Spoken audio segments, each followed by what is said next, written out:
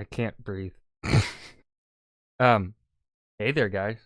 All right, I am in the most uncomfortable fucking costume I have. Yeah, fuck this.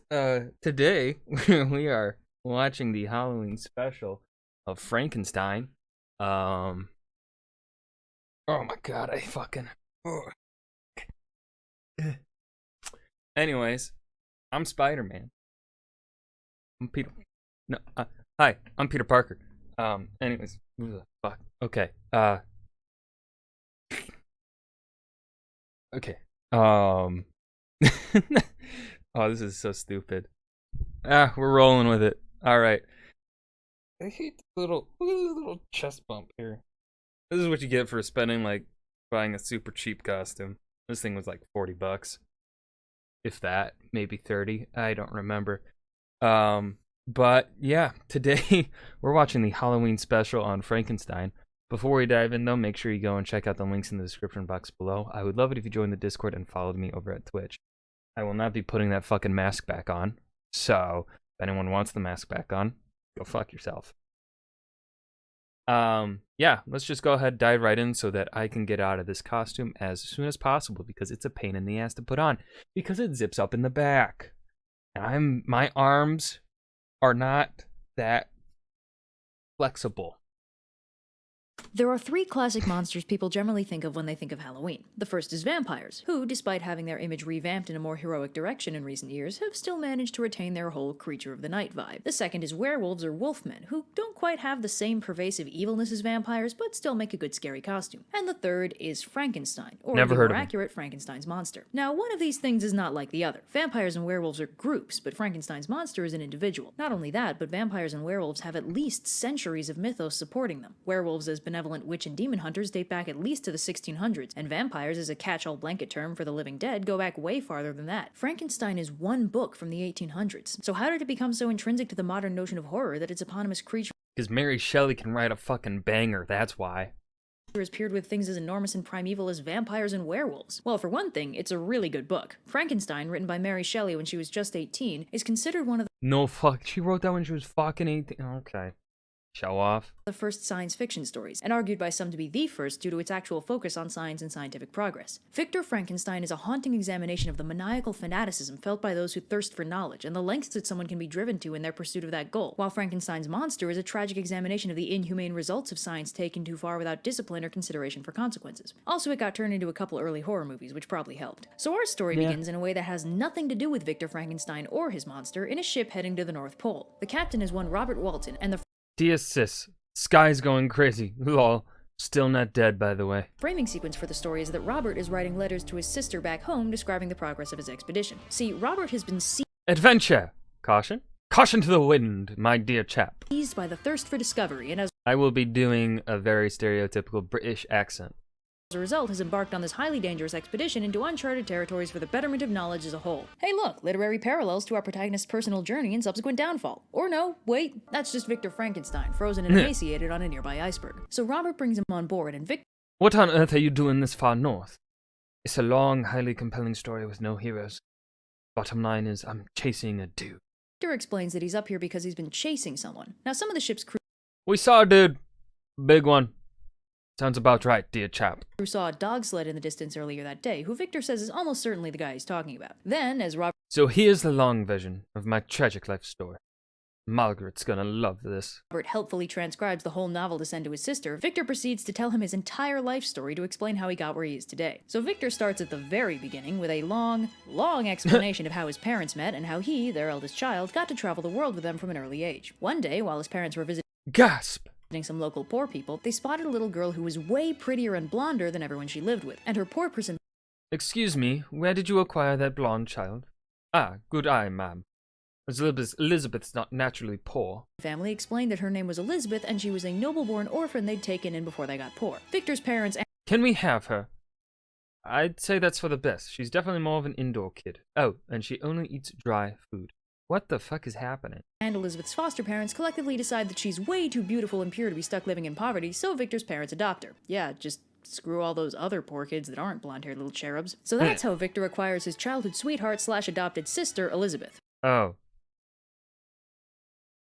a little weird, but okay. They grow up together in their impossibly idyllic Swiss mountain house and their other house in Geneva, and finally their favorite house on Belle Rive. Elizabeth has the soul of a poet and mostly focuses on the beauty of nature and other such whatever, but Victor is a sciencey, curious soul and starts absorbing the contents of the family library in pursuit of his singular goal. Victor wants to understand the nature of nature. Oh, also Victor has a childhood best How's my genius bestie doing today? friend named Clerval, who's basically sunshine personified. Overall, Victor's life is about as good as it can get, except for that one bit where his mom died. We adopted you because we thought you and Victor would make a great couple. Always remember, I'd totally ship you two. This is both reasonable and definitely not coercive. But all that changes But then everything changed when the education system attacked. when Victor goes to college. That's right, that uncle you only see at Thanksgiving was right all along. College is an evil tool of the man that changes you into some wussy, bleeding heart version of your former self. The only way to stave off the transformation Unwavering personal belief system plus selective deafness to alternate perspectives. is to make sure you never learn anything outside your pre-existing worldview and refuse to adjust your opinions accordingly. Well, no, Victor's college experience isn't that kind of disappointing. But you know how every grade has that one kid who's just way more advanced than everyone else, but as soon as that kid tests into a new school environment, they're utterly blindsided by the fact that everyone there is just as smart as they are, and they're no longer the de facto smartest kid in the room, and it sends them spiraling into a crisis of ego because they don't know who they are anymore? Well, that's not Victor's problem. That was very, very specific, Red.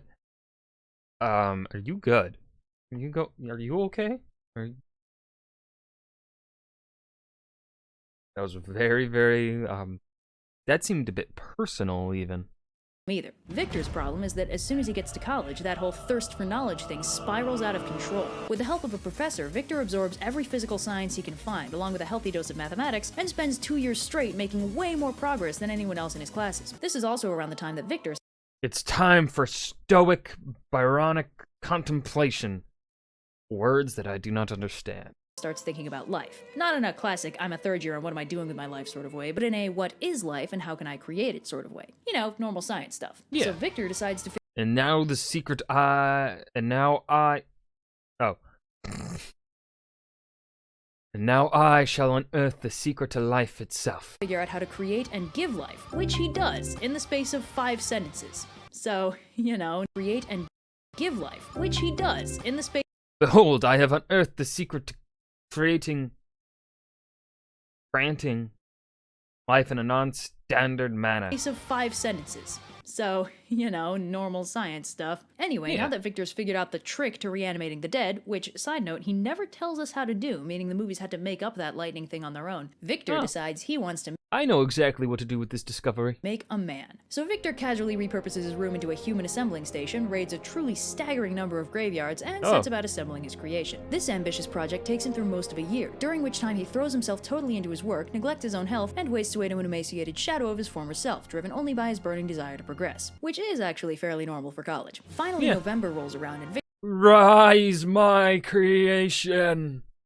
Victor finishes assembling his pet project, a huge, beautiful man crafted from only the finest ingredients. Now, if you stumbled a little on the beautiful thing, while modern movies present Frankenstein's monster as a huge, inarticulate patchwork monster, the book version is beautiful, intelligent once he gets Oh no, he's hot.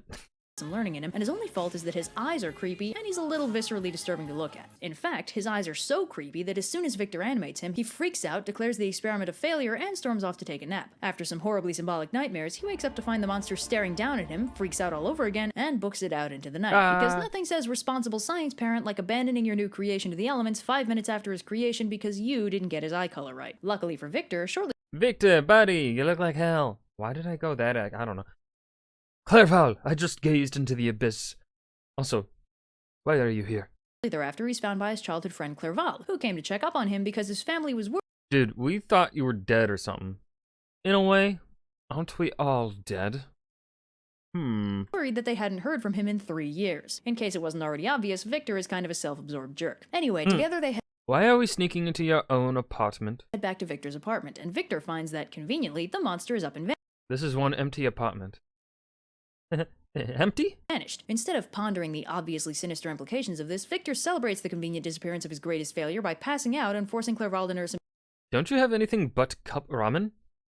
Sodium's good for my brain. back to health over the course of several months. So Victor gradually recovers with Clerval's help, although the distress of his apparently failed experiment has left him so traumatized that the mere thought of a Bunsen burner Clerval!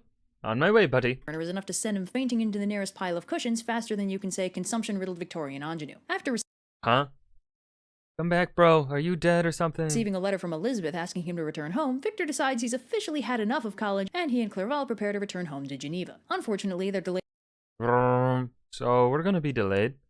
Good thing your life is so sedate and uneventful. by weather problems, and So it takes sedate. him a few more months before they can actually go back. But that's just more time for Victor to recover. And by the time Victor and Clerval are ready to return to Geneva, Victor's almost totally forgotten that crime against nature he committed that drove him to abandon science itself. But unfortunately for everyone involved, William's dead. Victor's dad writes to inform him that his younger brother William has been murdered, and Elizabeth's losing her mind over it since she'd given It's all my fault. Ah! William permission to wear an antique locket, and it looks like he might have been killed so someone could steal it. Victor and Clerval Elizabeth needs our support. I'm just glad that there's no way this is my fault. book it back to Geneva. Foreshadowing. But when Victor takes a break to angst in a thunderstorm, he spots the unmistakable silhouette of the monster he created hiding in the trees. This is terrible news for Victor because he immediately puts together that this means his brother was murdered by something he made, making it his fault. Compounding the issue, I don't know why I had this. That's the locket I gave William. You didn't. the missing locket has been discovered in the possession of Justine, the housekeeper and basically a second adopted daughter of Casa Frankenstein. Although she's nowhere near as blonde as Elizabeth, so obviously she's not really considered family. Anyway, Justine has the locket, so Justine is being accused of the murder. Now this is the part where Victor goes from self-absorbed jerk with no real mind for consequences to irredeemable asshole, because Victor knows Justine is innocent. Victor is very insistent that Justine is innocent, but Victor thinks that telling anyone why he knows she's innocent will just make him sound crazy, or worse, guilty. So instead, he Please, I'm innocent.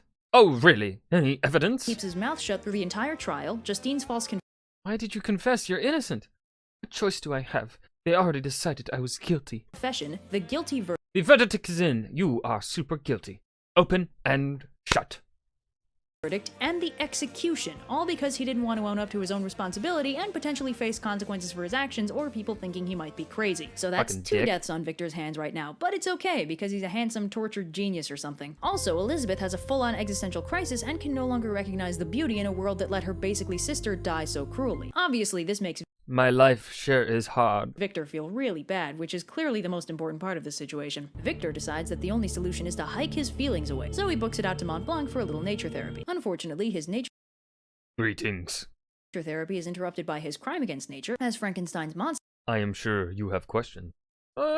Allow me to explain. appears before him and sits him down so he can tell him an exhaustively detailed description of how he spent the last 2 years in the hopes that it will persuade Victor to do something for him. So if you're keeping track, that's an exhaustive life story inside another exhaustive life story that poor Captain Walton is transcribing in its entirety to mail to his sister. So the monster explains that The poor sister. after Victor freaked out and abandoned him, he kind of wandered around for a while, barely sentient and incapable of understanding his surroundings. Because he was basically a giant newborn baby, Victor. Anyway, the monster wandered into a forest and gradually learned to understand parts of his surroundings. This included the discovery of fire, which, after a brief incident where he learned that fire hurt, he grew to appreciate and carefully cultivated with wood. One interesting thing that becomes clear about the monster as he tells his story is that he's very similar to Victor in a lot of ways. For one, he's very Observe. Hypothesize. Good to touch.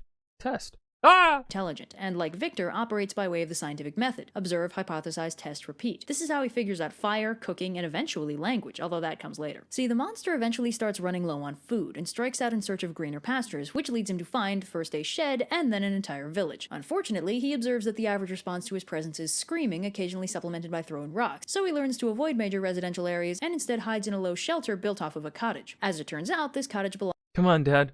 Fresh air is good for you. True. belongs to a small family of 3, a blind old man and his 2 children. The monster lives in Future continuous conjugation referring to the newcomer and familiarly adorizing his sister. Agatha, this is Safi. He'll be staying with us. their shack for months, in which time he learns to speak perfect English and also gleans the Ooh, backstory. She's the daughter of that Turkish merchant I broke out of prison. You remember the one who sold us out and ran off to Italy, leaving us to our disgraceful fate?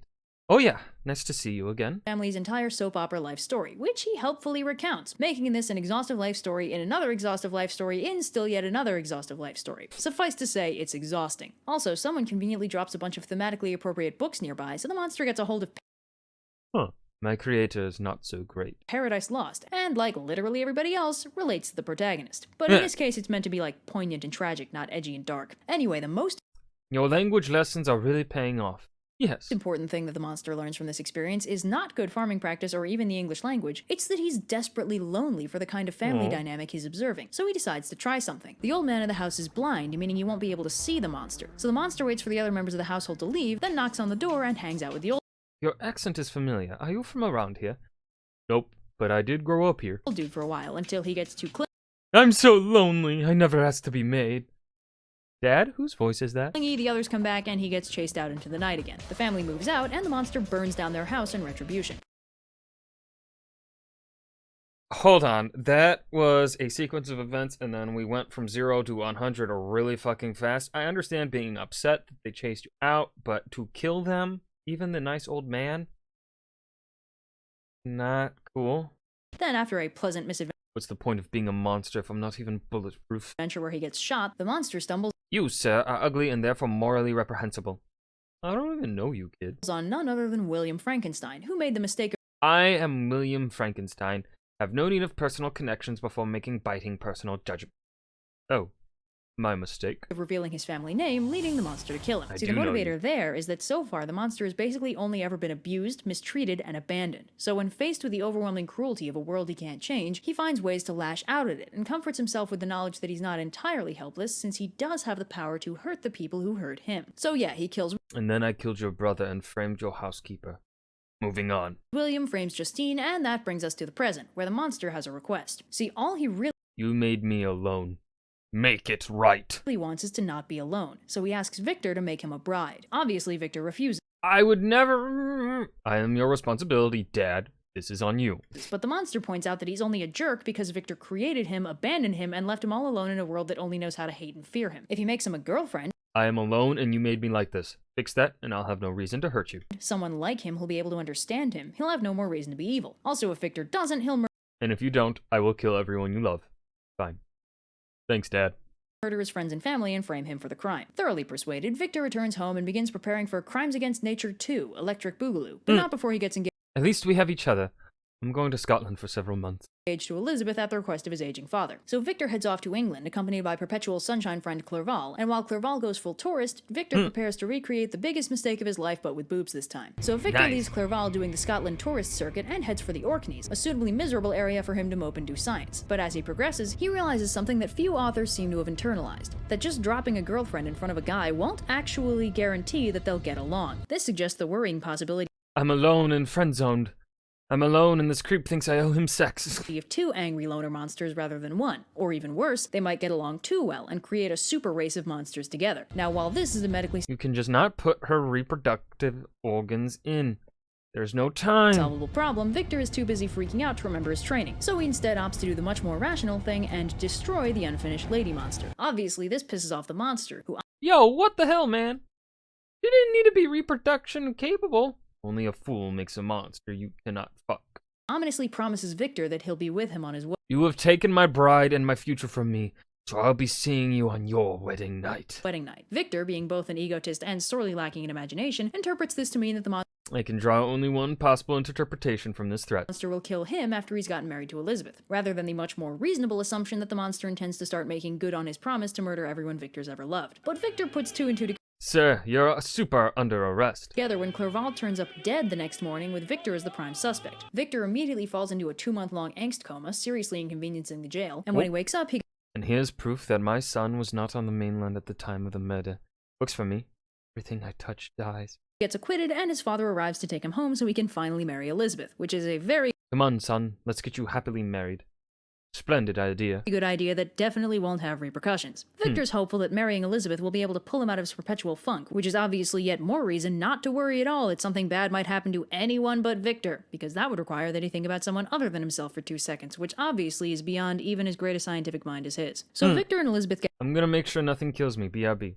Okay. get married, and surprise, the monster immediately Ah! breaks in and murders Elizabeth. Victor promptly freaks out and starts chasing the monster and pursues him all the way to the North Pole. Unfortunately, it turns out it's like super cold up there, and Victor immediately nearly dies of exposure. This is where and how Captain Walton finds him, and that brings us to the present. Speaking of the present, Walton's ship gets stuck in the ice, and the only safe choice is to abandon the expedition and turn back. Having just received an object lesson in the dangers of forging onward to discovery past the point of rational fear, Walton decides that the safe choice is the way to go, and turns the ship around. Also, Victor dies of like 14 different kinds of exhaustion and exposure, at which point he died as he lived, casually inconveniencing anyone and everyone and making my life worse. none other than Frankenstein's monster appears on board to pay his respects, just like his creator. You think it was easy for me to ruin Victor's life?